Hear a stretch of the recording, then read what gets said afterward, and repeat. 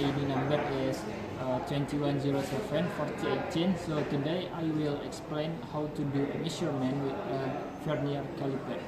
So a caliper is a measuring tool for the side of an object. Not only the outside can be measured, the inside and the depth of an object can be measured with this tool. Before getting into how to use it, you need to know that this caliper has several types, starting from manual, digital, and dial caliper. Before we start measuring using a caliper, of course we need to know first the parts of this measuring instrument. Here are some parts of the caliper that we need to know.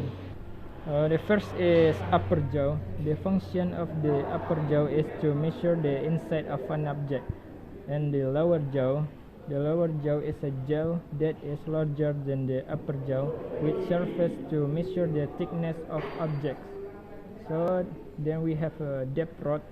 This depth gauge has the same function for measuring objects, but this depth gauge is used to measure the depth of an object. And we have main scale. The main scale is a scale for measuring number along the caliper.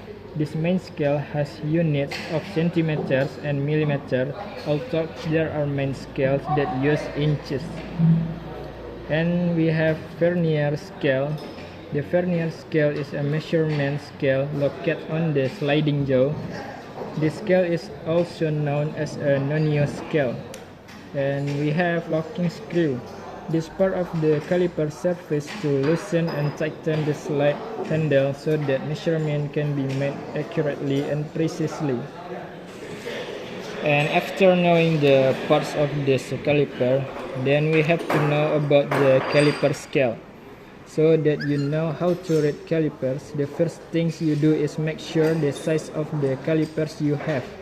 There are several calipers with different accuracy.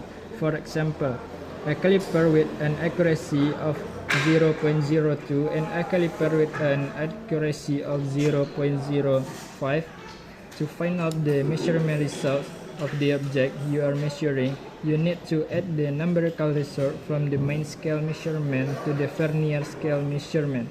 With a counting system using magnification, a caliper can be a more accurate tool than a ruler. So we're gonna to using this caliper for measure the thickness to snap ring. The first step is loosen the locking screw and slide one of the caliper jaws like this, and then we clamp the object to be measured like this, and we lock the screw. After we lock the screw, we have to read the main scale of the caliper. To get the result of measurement using a caliper, you first need to read the numbers of the main scale. You can get this number by looking at the division line that is to the left of the zero on the vernier scale. After reading the main scale, we have to reading the vernier scale.